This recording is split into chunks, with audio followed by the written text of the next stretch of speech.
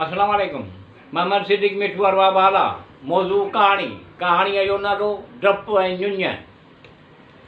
डपु जानी माली नुक़सान घाटो थियण जो सेराब ख़ौफ़, ञुञ जानी माली फ़ाइदो नफ़ो थियण जो ढल सेराब। डपु जानी माली नुक़सान घाटो थियण जो शराब ख़ौफ़, ञुञ जानी माली फ़ाइदो नफ़ो थियण जो ढल सेराब। अहिड़ी तरह वरी हज़रत नूह जिन जी दुआ क़बूल पई ऐं ॿेड़ो लही आयो हेठि ज़मीन ते वरी आबादी थी। जिन माण्हुनि नूह नबीअ जो चवणु कयो, नाफ़रमानी हुई कई, उन्हनि खे ॿोड़ियाई, ग़ज़ब अज़ाब उन्हनि खे ग़र्क़ कई। जिन माण्हुनि हज़रत नूह नबीअ जो चवणु कयो, फ़रमान बरदारी कई, उन्हनि खे सही सलामत बाहिफ़ाज़त ज़मीन ते लथाई। अहिड़ी तरह सां हैवान जानवर जोड़ो जोड़ो नर ऐं मादी ऐं ॿेड़ीअ मां लथाई। जॾहिं हज़रत नूह जिन जे वक़्तु वही कई, हज़रत नूह संदसि फ़र्ज़ंद हज़रत साम जे खे वसियत हुई कई। अहिड़ी तरह सां हज़रत साम जो सिलसिलो पैगम्बरीअ जो थींदो अची हज़रत इब्राहिम अलैहिस्सलाम जिन खे मिली।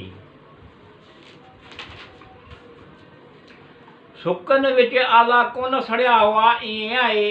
जबल में बाहि पैदा थींदी हुई, ईअं आहे। उन बाहि में हाबील जी क़ुर्बानी सड़ी वई, ईअं आहे त इहा क़ुर्बानी क़बूल थी सम्झबी हुई, ईअं आहे। उन ई बाहि में काबील जी क़ुर्बानी कोन सड़ी, ईअं आहे त इहा क़ुर्बानी क़बूल कोन पई, ईअं आहे। हज़रत नूह अलैहिस्सलाम जिन जो चवणु कयो, हुकुम जी तबेदारी कई, ईअं आहे। उहे माण्हू इंसान ॿेड़े में सुवार थिया हुआ, ईअं आहे।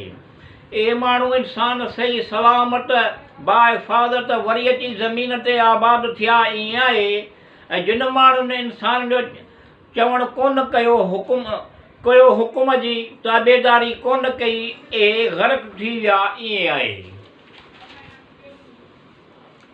कामन चयो, जेश खे किताबनि में ईअं लिखियलु आहे, 5 पैगम्बर अहिड़ा हुआ जेके सिरियानी ज़बान ॿोली ॻाल्हाईंदा हुआ, ईअं आहे।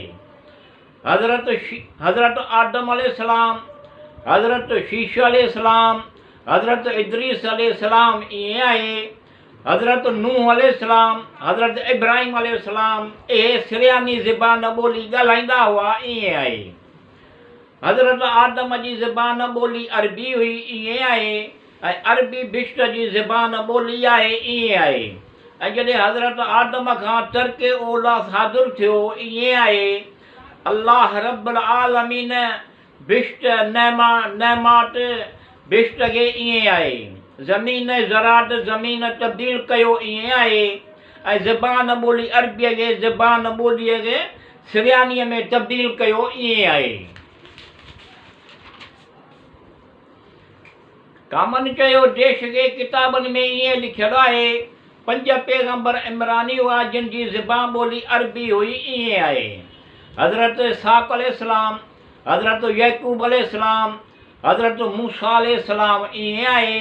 हज़रत दाऊद अलैहिस्सलाम ऐं हज़रत ईसा अलैहिस्सलाम जिन जी अरबी ज़बान ॿोली अरबी हुई, ईअं आहे। 5 पैगम्बर अरब जा हुआ, ईअं आहे। हज़रत हूद अलैहिस्सलाम, हज़रत सालिह अलैहिस्सलाम, हज़रत शुएब अलैहिस्सलाम, ईअं आहे। हज़रत इस्माईल अलैहिस्सलाम ऐं हज़रत मुहम्मद मुस्तफ़ा सल्लल्लाहु अलैहि वसल्लम जिन अरब जा हुआ, ईअं आहे। उन्हनि पैगम्बरनि में 4 हिकिड़े ई वक़्तु मबूस हुआ, ईअं आहे। हज़रत इब्राहिम अलैहिस्सलाम, हज़रत इस्हाक़ अलैहिस्सलाम, हज़रत यकूब अलैहिस्सलाम, ईअं आहे। हज़रत लूत अलैहिस्सलाम जिन हिकिड़े ई वक़्त में मबूस हुआ, ईअं आहे।